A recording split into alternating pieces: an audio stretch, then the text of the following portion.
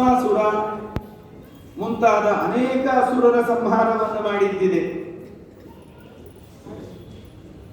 ಇದಲ್ಲದೇನೆ ಕಾಲಕೂಟ ವಿಷವನ್ನ ಆಂಶಿಕವಾಗಿ ಪಾನ ಮಾಡಿದ ಮಹಿಮೆ ಇದೆ. ಗಂಗೆಯನ್ನ ತಲೆಯ ಮೇಲೆ ಹೊತ್ತುಕೊಂಡ ಮಹಿಮೆ ಇದೆ. ಪರಾಕ್ರಮ ಪರಂಪರಾಹ ಅತಿಪರ ನತೇ ವಿಸ್ಮಯ. ಒಂದಲ್ಲ ಎರಡಲ್ಲ, ಪುಂಖಾನುಪುಂಖವಾಗಿ ಈ ರೀತಿ ರುದ್ರದೇವರ ಮಹಿಮೆಯನ್ನು ವರ್ಣನೆ ಮಾಡಬಹುದು.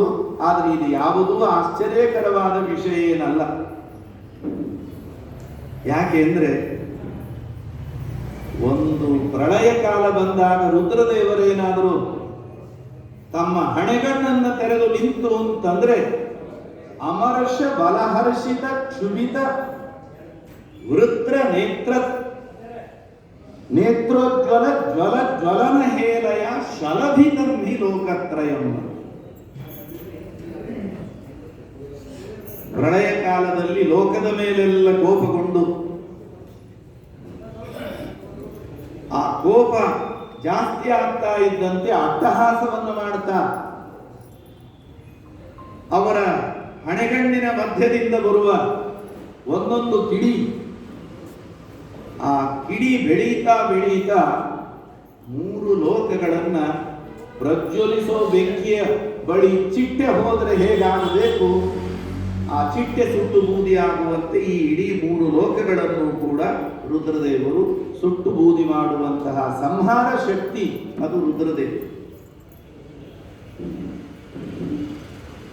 ಸಂಹಾರ ಶಕ್ತಿಯಾದ ಆ ರುದ್ರದೇವರೇ ನಮಗೆ ಜ್ಞಾನವನ್ನು ನೀಡುವಂತಹ ಶಕ್ತಿಯಾಗಿ, ನಮ್ಮ ರೋಗವನ್ನು ಪರಿಹಾರ ಮಾಡುವಂತಹ ಶಕ್ತಿಯಾಗಿ, ಎಲ್ಲಕ್ಕಿಂತಲೂ ಮುಖ್ಯವಾಗಿ ನಮ್ಮ ಮನಸ್ಸಿಗೆ ಒಳ್ಳೆಯ ಏಕಾಗ್ರತೆಯನ್ನು ನೀಡಿ ಅದರಿಂದ ಎಲ್ಲ ಸಾಧನಗಳು ನಡೆಯುವಂತೆ ಮಾಡುವಂತಹ ಒಂದು ದಿವ್ಯವಾದ ಉಪಕಾರ ಆ ರುದ್ರದೇವರಿಂದ ನಮ್ಮ ಮೇಲೆ ನಡೆಯುತ್ತಾ ಇರುವಂತಹ. ಮಹಾಭಾರತದಲ್ಲಿ ಪಾರ್ವತೀ ದೇವಿ ರುದ್ರದೇವರನ್ನ ಕೇಳುವಾಗ ನಿಮಗೆ 4 ಮುಖಗಳು ಯಾಕೆ ಬಂತು, ಯಾಕೆ ಪಿನಾಕವನ್ನು ಧಾರಣ ಮಾಡಿದ್ದೀರಿ, ಒಂದೊಂದಾಗಿ ಸ್ಮಶಾನದಲ್ಲಿ ಯಾಕೆ ವಾಸ ಮಾಡೋದು, ಇದನ್ನೆಲ್ಲ ಕೇಳಿ ಶ್ರವಣ ಮಾಡುವವರಿಗೆ ಬರುವ ರುದ್ರದೇವರ ಚರ್ಯೆಯನ್ನ ಕೇಳಿದವರಿಗೆ ಬರುವ ಸಂದೇಹಗಳನ್ನ ಆ ಮೂಲಕವಾಗಿ ನಿವಾರಣೆ ಮಾಡ್ತಾಳೆ. ಆ ಸಂದರ್ಭದಲ್ಲೊಂದು ಪ್ರಸಂಗ, ರುದ್ರದೇವರನ್ನ ವರ್ಣನೆ ಮಾಡುವಾಗ ಅರ್ಧ ನರನಾರೀಶ್ವರ ಅಂತ ಸಾಮಾನ್ಯವಾಗಿ ಈ 3 ಜನ ರುದ್ರದೇವರು, ಪ್ರಾಣದೇವರು ಹಾಗೂ ಪರಮಾತ್ಮ ಅರ್ಧ ನರನಾರಿ ರೂಪವನ್ನು ಪಡೆದುಕೊಂಡಿರುವಂತ, ಇಡೀ ದೇಹದಲ್ಲಿ ಅರ್ಧ ಭಾಗ, ಒಂದು ಭಾಗ ಪರಮಾತ್ಮನ ರೂಪ, ಒಂದು ಭಾಗ ಲಕ್ಷ್ಮೀ ರೂಪ, ಒಂದು ಭಾಗ ಪ್ರಾಣದೇವರ ರೂಪ, ಇನ್ನೊಂದು ಭಾಗ ಭಾರತೀ ರೂಪ, ಒಂದು ಭಾಗ ರುದ್ರದೇವರ ರೂಪ, ಇನ್ನೊಂದು ಭಾಗ ಪಾರ್ವತಿಯ ರೂಪ. ಈ ಅರ್ಧನರನಾರಿ ರೂಪ ಯಾಕೆ? ತುಂಬಾ ಸುಂದರವಾಗಿ ರುದ್ರದೇವರು ವಿವರಣೆ ಕೊಡ್ತಾರೆ. ಮನುಸ್ಮೃತಿಯೂ ಕೂಡ ಇದನ್ನು ಉಲ್ಲೇಖ ಮಾಡುತ್ತದೆ. ಈ ಪ್ರಪಂಚದ ಸೃಷ್ಟಿಯ ಒಳಗೆ ಸ್ತ್ರೀ ಮತ್ತು ಪುರುಷರ ಅನಿವಾರ್ಯತೆ, ಅದರ ಮಹತ್ವ ಏನು ಅನ್ನೋದನ್ನು ತೋರಿಸೋದಕ್ಕೋಸ್ಕರವಾಗಿ ರುದ್ರದೇವರು ತನ್ನ ತೊಡೆಯ ಮೇಲೋ ಹೆಗಲ ಮೇಲೋ ಹೆಂಡತಿಯನ್ನು ಕೂಡಿಸ್ಕೊಳ್ಳಿಲ್ಲ. ಪ್ರೇಮಣ ಯೋ ಅರ್ಧಮರಾಸತ ಪ್ರಿಯ ಅಂತ ಭಾಗವತ ಹೇಳೋ ಹಾಗೆ, ಹೆಂಡತಿಯ ಮೇಲೆ ಎಷ್ಟು ಪ್ರೀತಿ ಅಂತಂದ್ರೆ ಆ ಪ್ರೀತಿಯಿಂದ ತನ್ನ ಶರೀರದಲ್ಲಿ ರುದ್ರದೇವರು ಇಡೀ ಅರ್ಧ ಭಾಗವನ್ನು ಪಾರ್ವತಿಗೆ ಕೊಟ್ಟಿದ್ದಾರೆ. ಆ ಮೂಲಕವಾಗಿ ಪ್ರಪಂಚದಲ್ಲಿ ಸ್ತ್ರೀ ಪುರುಷರ ಮಹತ್ವ ಏನು ಅನ್ನೋದನ್ನ ಲೋಕಕ್ಕೆ ತೋರಿಸಿಕೊಟ್ಟು, ಸೃಷ್ಟಿಯ ಕಾರ್ಯದಲ್ಲಿ ಎಲ್ಲೋ ಅಪರೂಪಕ್ಕೆ ಆರಂಭಿಕ ಸೃಷ್ಟಿಯಲ್ಲಿ ಬ್ರಹ್ಮದೇವರು ಮನಸ್ಸಿನಿಂದ ಅವಯವಗಳಿಂದ, ಪ್ರಜಾಪತಿಗಳು ಕೆಲವರು ಮನಸ್ಸು ಅವಯವಗಳಿಂದ ಸೃಷ್ಟಿಯನ್ನು ಮಾಡಿರಬಹುದು. ಆದರೆ ಮುಂದಿನ ಎಲ್ಲ ಸೃಷ್ಟಿಯೂ ಕೂಡ ಸ್ತ್ರೀ ಪುರುಷ ಸಾಪೇಕ್ಷವಾಗಿ ನಡೆದಂತಹ ಸೃಷ್ಟಿ.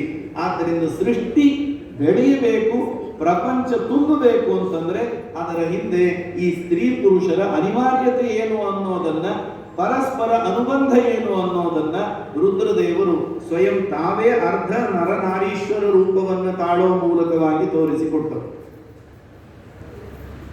ಸ್ತ್ರೀ ಇಲ್ಲದೆ ಪುರುಷನಿಗೂ ಅವಕಾಶ ಇಲ್ಲ, ಪುರುಷನಿಲ್ಲದೆ ಸ್ತ್ರೀಗೂ ಕೂಡ ಸೃಷ್ಟಿಯನ್ನು ಮಾಡಲಿಕ್ಕೆ ಅವಕಾಶ ಇಲ್ಲ.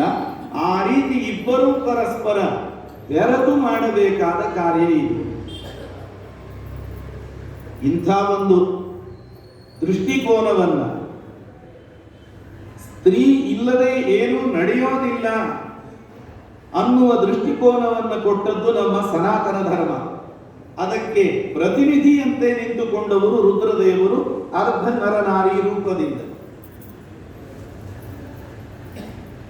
ಇವತ್ತು ಸನಾತನ ಧರ್ಮದ ಮೇಲೆ ಬೇಕಾದಷ್ಟು ಆಕ್ರಮಣಗಳು ನಡೀತಾ ಇರ್ತದೆ. ನಾವು ಬೇರೆ ಧರ್ಮಗಳ ಗ್ರಂಥಗಳನ್ನು ಗಮನಿಸೋದಿಲ್ಲ. ಒಂದು ಕಡೆ ವಿಕಿಪೀಡಿಯಾದಲ್ಲಿ ಇದರ ಬಗ್ಗೆ ವಿವರಣೆ ಇದೆ. ಏನು ಅಂದ್ರೆ, ಸುಮಾರು 1925-35 ಇಸ್ವಿಯ ಅವಧಿಯಲ್ಲಿ ಅಮೆರಿಕಾದ ಒಂದು ದೊಡ್ಡ ನಗರದಲ್ಲಿ 2 ದಿನದ ಒಂದು ಚರ್ಚಾಕೂಟ ನಡೆಯಿತಂತೆ. 11 ಜನ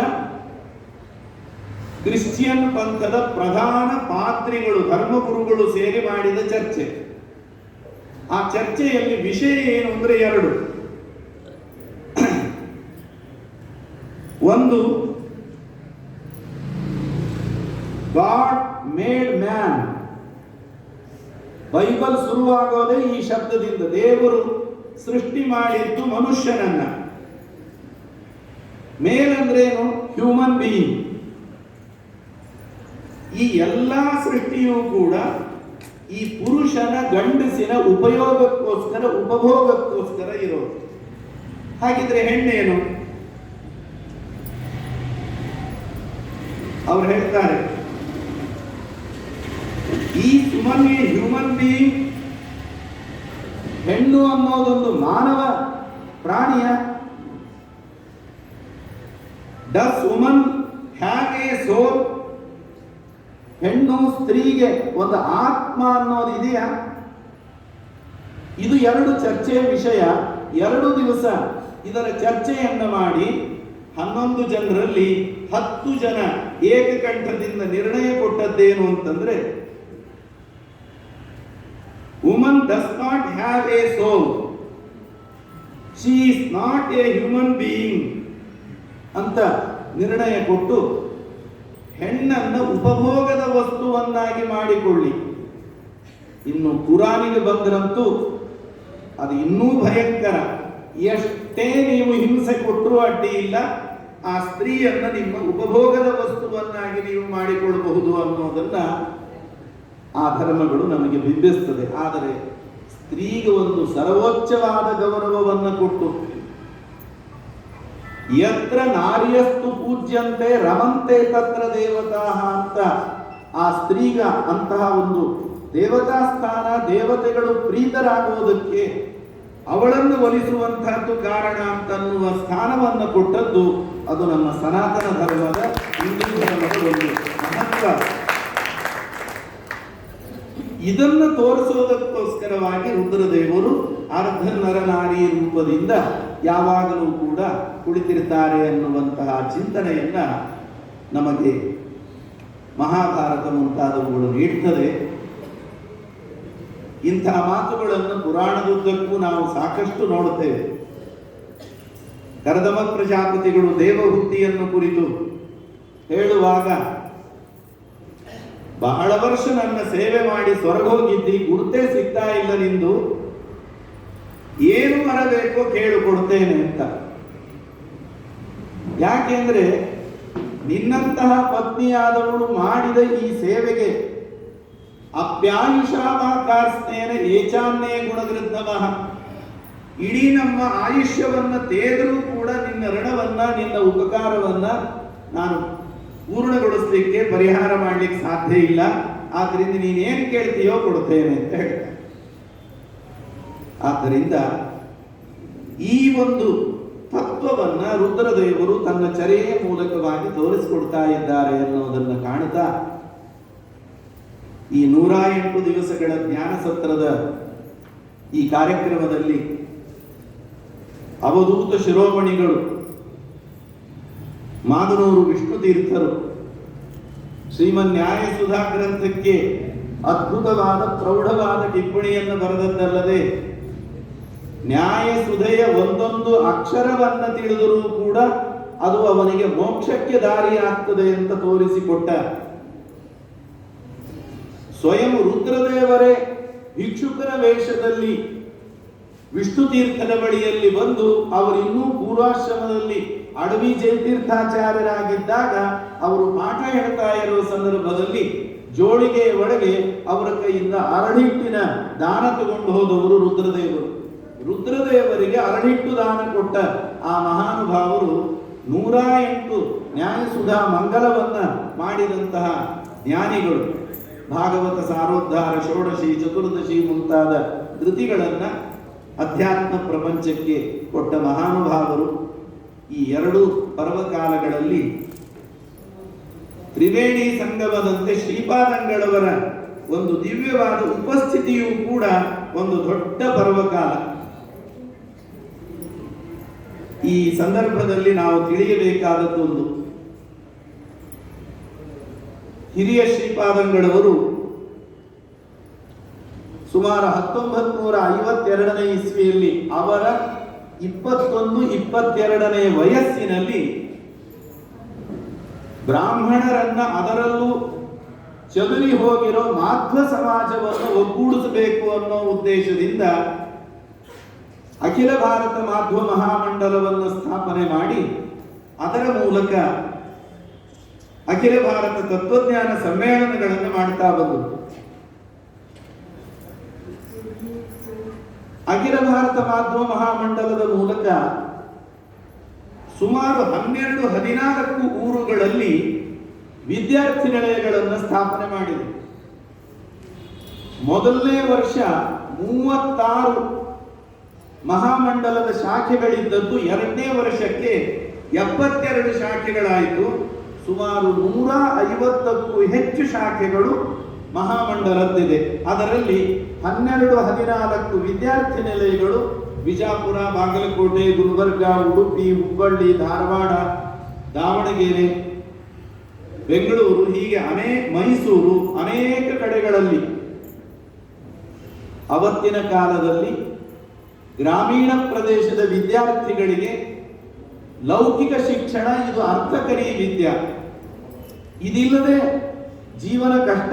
ಅದರಲ್ಲೂ ಬ್ರಾಹ್ಮಣರಿಗೆ ಇದ್ದ ಭೂಮಿಯೆಲ್ಲ ಟೆನೆನ್ಸಿ ಆಕ್ಟ್ ನಲ್ಲಿ ಹೊರಟೋದಾಗ ನಡುನೀರಿನಲ್ಲಿ ಕೈ ಬಿಟ್ಟಂತಹ ಪರಿಸ್ಥಿತಿ. ಒಂದು ಊರಿನಲ್ಲಿ ಒಬ್ಬ ಬಡ ಬ್ರಾಹ್ಮಣ ಇದ್ದ ಅಂತಲೇ ಕತೆ ಶುರು ಆಗುವುದು. ಆ ಸನ್ನಿವೇಶದಲ್ಲಿ ಊರಿನ ಎಲ್ಲ ಜನರ ಸಹಕಾರವನ್ನು ಪಡೆದುಕೊಂಡು ವಿದ್ಯಾರ್ಥಿ ನಿಲಯವನ್ನು ಸ್ಥಾಪನೆ ಮಾಡಿ ಹಳ್ಳಿಗಳಲ್ಲಿ ಗೋಧಿ, ಜೋಳ, ಅಕ್ಕಿ ಇವುಗಳನ್ನೆಲ್ಲ ಧಾನ್ಯಗಳನ್ನ ಕಾರ್ಯಕರ್ತರ ಮೂಲಕ ವಿದ್ಯಾರ್ಥಿ ನಿಲಯಕ್ಕೆ ಬರುವಂತೆ ಮಾಡಿ, ಆವಾಗೆಲ್ಲ 8 ಆಣಿ, 4 ಆಣಿ, 1 ರೂಪಾಯಿ, 2 ರೂಪಾಯಿ, 5 ರೂಪಾಯಿ ಕೊಟ್ಟಿದ್ದಾರೆ ಅಂದ್ರೆ ಭಾರಿ. ಇವತ್ತು ನಾವು 25ನೇ ಇಸ್ವಿಯಲ್ಲಿದ್ದೀವಿ. ಇವತ್ತು ವಿದ್ಯಾರ್ಥಿ ನಿಲಯಗಳಿದೆ. ವಿದ್ಯಾರ್ಥಿ ನಿಲಯಗಳಲ್ಲಿ ಒಬ್ಬ ವಿದ್ಯಾರ್ಥಿಗೆ 1 ತಿಂಗಳಿಗೆ ಅವರು ತೆಗೆದುಕೊಳ್ಳುವಂತಹ ಶುಲ್ಕ ಎಷ್ಟು ಗೊತ್ತಾ? 2,000, 2,500. ವಿಜಾಪುರದಲ್ಲಿ 2,000, ಬಾಗಲಕೋಟೆಯಲ್ಲಿ 2,500. ನೀವೇ ಸ್ವತಂತ್ರವಾಗಿ ನಿಮ್ಮ ಮಗನನ್ನೋ ಮೊಮ್ಮಗನನ್ನೋ ಉನ್ನತ ಶಿಕ್ಷಣಕ್ಕೋಸ್ಕರ ಒಂದು ಊರಿನಲ್ಲಿ ರೂಮ್ ಮಾಡಿ ಮೆಸ್ ವ್ಯವಸ್ಥೆಯೋ ಇನ್ನೇನೋ ಒಂದು ವ್ಯವಸ್ಥೆಯನ್ನು ಮಾಡಿ ಅವನನ್ನು ನೀವು ಬಿಟ್ರೆ ಏನ್ ಖರ್ಚು ಬರಬಹುದು ಅನ್ನೋದನ್ನು ಒಂದು ತಿಂಗಳಿಗೆ ನೀವು ಲೆಕ್ಕ ಹಾಕಿ ಅನೇಕರಿಗೆ ಅದು ಅನುಭವದಲ್ಲಿ ಇರುತ್ತದೆ. ಆದರೆ ವಿದ್ಯಾರ್ಥಿ ನಿಲಯಗಳಲ್ಲಿ ಆ ವಿದ್ಯಾರ್ಥಿಗಳನ್ನಿಟ್ಟಾಗ 2 ಹೊತ್ತು ಊಟ, 1 ಹೊತ್ತು ಉಪಹಾರ, ಇರೋದಕ್ಕೆ ವಸತಿಯ ವ್ಯವಸ್ಥೆಯೊಂದಿಗೆ ಶ್ರೀಪಾದಂಗಳವರು ಅವತ್ತಿನಿಂದ ಇವತ್ತಿನ ತನಕ ಕೆಲವರು ಪೂರ್ಣ ಉಚಿತ, ಕೆಲವರು ಅರ್ಧ ಉಚಿತ, ಅನುಕೂಲ ಇದ್ದವರು 2,000 ತಿಂಗಳಿಗೆ ಕೊಡ್ತಾರೆ. 2 2.5 ವಿಚಾರ ಮಾಡಿ, 2,500 ಕೊಟ್ಟರೆ ಒಂದು ರೂಮ್ ಕೂಡ ಸಿಗೋದಿಲ್ಲ ಇವತ್ತು ಹೊರಗಡೆ. ಅಂಥದ್ದು ಈ ಎಲ್ಲ ವ್ಯವಸ್ಥೆಯನ್ನ ಶ್ರೀಪಾದಂಗಳವರು ಸುಮಾರು 60 ವರ್ಷಗಳಿಂದ ಸಮಾಜಕ್ಕೋಸ್ಕರ ನಡೆಸ್ಕೊಂಡು ಬಂದರು. ಆ ಎಲ್ಲ ಜವಾಬ್ದಾರಿಯನ್ನು ಇವತ್ತು ಪರಮ ಪೂಜ್ಯ ವಿಶ್ವಪ್ರಸನ್ನ ತೀರ್ಥ ಶ್ರೀಪಾದಂಗಳವರು ನಿರ್ವಹಣೆ ಮಾಡ್ತಾ ಇದ್ದಾರೆ. ಪ್ರಸಕ್ತ ಪ್ರಸಂಗದಲ್ಲಿ ವಿಜಾಪುರದ ಈ ವಿದ್ಯಾರ್ಥಿ ನಿಲಯ ಸುಮಾರು 50 ವರ್ಷಗಳಿಗೂ ಹೆಚ್ಚು ಸಮಾಜಕ್ಕೆ ಇಲ್ಲಿ ಓದಿದ, ಇಲ್ಲಿ ಆಶ್ರಯವನ್ನು ಪಡೆದ ಅನೇಕರು ಉನ್ನತ ಸ್ಥಾನಕ್ಕೆ ಹೋಗಿದ್ದಾರೆ, ಒಳ್ಳೆಯ ವಿದ್ಯಾವಂತರಾಗಿದ್ದಾರೆ, ಒಳ್ಳೆಯ ಅಧಿಕಾರ ಸಂಪಾದನೆ ಮಾಡಿದ್ದಾರೆ. ಅದರಲ್ಲಿ ಅನೇಕರು ಈ ಸಂಸ್ಥೆಯ ಬಗ್ಗೆ ಕೃತಜ್ಞತೆಯನ್ನು ಇಟ್ಟುಕೊಂಡವರು ಇರ್ತಾರೆ. ಆದರೆ ಇವತ್ತು ಆ ಸಂಸ್ಥೆ, ಆ ಕಟ್ಟಡ ಶಿಥಿಲಾಗಿ ಅಪಾಯ ಹಂತವನ್ನು ತಲುಪುವ ಪ್ರಸಂಗ ಇರುವಾಗ ಶ್ರೀಪಾದಂಗಳವರ ಆದೇಶದಂತೆ ಇಲ್ಲಿಯ ಕಾರ್ಯಕಾರಿ ಮಂಡಳಿಯವರು ಕೇಂದ್ರದ ಆಡಳಿತದ ಆದೇಶದಂತೆ ಅದನ್ನು ನವೀಕರಣ ಮಾಡುವಂತಹ ಒಂದು ಕಾರ್ಯವನ್ನ ಕೈಗೆತ್ತಿಕೊಂಡಿದ್ದಾರೆ. ಸುಮಾರು 30 ವರ್ಷಗಳಿಂದ ನನಗೆ ವಿಜಾಪುರದ ಸಂಪರ್ಕ ಇದೆ.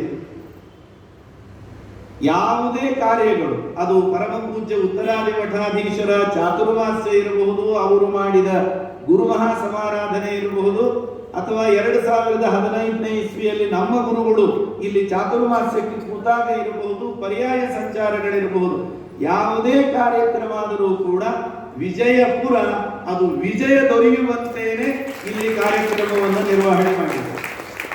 ಆ ಹಿನ್ನೆಲೆಯಲ್ಲಿ ಈ ವಿದ್ಯಾರ್ಥಿ ನಿಲಯ ಮರು ನಿರ್ಮಾಣಗೊಳ್ತಾ ಇದೆ. ಅದಕ್ಕೆ ನೀವೆಲ್ಲರೂ ಕೂಡ ಉದಾರ ಹಸ್ತದಿಂದ ಸೇವೆಯನ್ನು ಸಲ್ಲಿಸಿದರೆ ಅದು ಮುಂದಿನ ಸಮಾಜಕ್ಕೆ 60 ವರ್ಷಗಳ ಹಿಂದೆ ಜೋಳಿಗೆ ಹಿಡಿದು ಗೋಧಿ ಜೋಳ 5 ಪೈಸೆ 10 ಪೈಸೆ ಸಂಗ್ರಹ ಮಾಡಿ ಕಟ್ಟಿದ ಈ ಸಂಸ್ಥೆಯನ್ನ ಇವತ್ತು ಬೆಳೆಸಿ ಮುನ್ನಡೆಸಿಕೊಂಡು ಹೋಗುವಂತಹ ಜವಾಬ್ದಾರಿ ನಮ್ಮ ಸಮಾಜದ ಮೇಲೆ, ವಿಪ್ರ ಸಮಾಜದ ಮೇಲಿದೆ. ಆ ನಿಟ್ಟಿನಲ್ಲಿ ನೀವೆಲ್ಲರೂ ಕೂಡ ವಿಶೇಷವಾಗಿ ಅದರ ಸೇವೆಯನ್ನ ನಡೆಸುವಂತೆ ಆಗಲಿ ಅಂತ ಈ ಸಂದರ್ಭದಲ್ಲಿ ಆಶಿಸಿ ಈ ವಾಕ್ಸೇವೆಯನ್ನ ಶ್ರೀಪಾದಂಗಳವರ ಅಡಿದಾವರೆಗಳಲ್ಲಿ ಸಮರ್ಪಣೆ ಮಾಡಿ ನನ್ನ ಪ್ರವಚನಕ್ಕೆ ವಿರಾಮ. ವಿಶೇಷವಾಗಿ ಕೇಳಿಕೊಂಡಾಗ ಇವತ್ತಿನ ಪ್ರವಚನ ಕಾರ್ಯಕ್ರಮ ನಡೆಸಿಕೊಟ್ಟಂತಹ ನಾಗಸಂಪಿಗೆ ಆಚಾರ್ಯರಿಗೆ ವಿಜಯಪುರದ ವತಿಯಿಂದ ಧನ್ಯವಾದಗಳನ್ನು ತಿಳಿಸುತ್ತಾ, ಈಗ ತಾನೇ ನಮ್ಮ ಅಖಿಲ ಭಾರತ ಮಾಧವ ಮಹಾಮಂಡಳದ ವಿಷಯವನ್ನು ಆಚಾರ್ಯರು ತಿಳಿಸಿದರು. ಅದರಂತೆಯೇ ಇವತ್ತು ನಮ್ಮ ಮನೆ ಪ್ರಾರಂಭ ಆದಂಥ ಯೋಜನೆಯಲ್ಲಿ ಒಟ್ಟು ನಮ್ಮ ಕಟ್ಟಡಕ್ಕೆ ಸಹಾಯ ಮಾಡುತ್ತಾ ಒಂದು ಸಂಕಲ್ಪವನ್ನು ಮಾಡಿ ತಮ್ಮ ಕೊಡುವಂಥ ಸಹಾಯ ಹಸ್ತನ ಘೋಷಣೆ ಕೂಡ ಮಾಡಿದ್ದಾರೆ. ಅದರಂತೆ ಈಗಾಗಲೇ ಮುಂಗಡವಾಗಿ ನಮಗೆ ಒಂದು 25,000 ರೂಪಾಯಿನ ಕೊಟ್ಟಿದ್ದಾರೆ. 1 ಲಕ್ಷ ರೂಪಾಯಿ ಕೊಡ್ತೀನಿ ಅಂತ ವಾಗ್ದಾನ ಮಾಡಿ ಒಂದು 25,000 ರೂಪಾಯಿ ಆಗಲೇ ಕೊಟ್ಟಿದ್ದಾರೆ. ಅಂತಹ ವಿಜಯಪುರದ ಶ್ರೇಷ್ಠ ವ್ಯಾಪಾರಸ್ಥರಾದ ವಿಜಯರಾವ್ ಬಿ ಕುಲಕರ್ಣಿ ಅವರಿಗೆ ನಾನು ಸನ್ಮಾನಿಸಬೇಕಂತ ನಮ್ಮ ಗುರುಗಳಲ್ಲಿ ವಿನಂತಿ ಮಾಡಿಕೊಂಡು ವಿಜಯ್ ಕುಲಕರ್ಣಿಯವರು ಆ ಸನ್ಮಾನವನ್ನು ಸ್ವೀಕಾರ ಮಾಡಬೇಕು. ಅದರಂತೆಯೇ ಅವರು ಮಾಡಿದಂಥ ಸಂಕಲ್ಪ ಅದು ಇನ್ನೂ ಹೆಚ್ಚಿನದಾಗಲಿ. ಆಗ್ತಾನೆ ಆಚಾರ್ಯ ಹೇಳ್ದಂಗೆ ಶಿಥಿಲಗೊಂಡಂತಹ ನಮ್ಮ ನಿಲಯ ಬೆಳಿಬೇಕಾದರೆ ಇನ್ನು ಮುಂದಿನ ಪೀಳಿಗೆಗೆ ಅವಕಾಶ ಮಾಡಿಕೊಡಬೇಕು. ನಿಮ್ಮೆಲ್ಲರ ಸಹಾಯ ಹಸ್ತ ಬೇಕು. ಆ ಸಹಾಯ ಹಸ್ತದಲ್ಲಿ ಸಂಕಲ್ಪ ಮಾಡಿದಂತಹ ವಿಜಯ್ ಕುಲಕರ್ಣಿಯವರಿಗೆ ಅಖಿಲ ಭಾರತ ಮಾಧವ ಮಹಾಮಂಡಳದ ಪರವಾಗಿ ತುಂಬ ಹೃದಯದ ಧನ್ಯವಾದಗಳನ್ನು ಅರ್ಪಣೆ ಮಾಡಿ ಈ ಸನ್ಮಾನವನ್ನು ಸ್ವೀಕರಿಸಬೇಕಂತ ಅವ್ರಿಗೆ ಕೇಳ್ಕೊಳ್ತೀನಿ ನಾನು.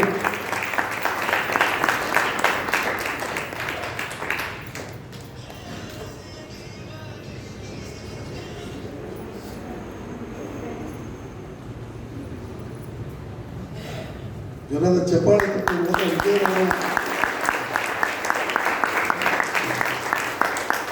ಇನ್ನೊಬ್ಬರು ನಮ್ಮ ಕೃಷ್ಣ ಮಠಕ್ಕೆ ಮತ್ತು ಅಖಿಲ ಭಾರತ ಮಾಧವ ಮಹಾಮಂಡಳಕ್ಕೆ ಹತ್ತಿರದ ವ್ಯಕ್ತಿ, ಅತಿ ಆತ್ಮೀಯರು, ಹುಯಿಲ್ಗಳವರು ವೇದಿಕೆಗೆ ಬಂದು ಅವರು ಮಾಡಿದಂಥ ಇವತ್ತು ಪೂಜಾ ಕಾರ್ಯ ಮುಂದಿನ ದಿನಮಾನದಲ್ಲಿ ನಮ್ಮ ವಿದ್ಯಾರ್ಥಿ ನಿಲಯಕ್ಕೆ ಸಹಾಯ ಮಾಡ್ತೀನಂತ ಅವರು ಕೂಡ ಸಂಕಲ್ಪ ಮಾಡಿದ್ದಾರೆ. ಅಂಥ ಮಹಾನ್ ದಾನಿಗಳಿಗೆ ನಾನು ನಮ್ಮ ಸಮಿತಿಯ ಪರವಾಗಿ ಹೃದಯಪೂರ್ವಕ ಧನ್ಯವಾದಗಳನ್ನು ತಿಳಿಸ್ತೀನಿ. ಸ್ವಾಮಿಗಳು ಅವರನ್ನು ಕೂಡ ಸನ್ಮಾನಿಸಬೇಕಂತ ಕೇಳ್ಕೊಳ್ತೀನಿ. ಬರ್ರಿ ನಾವು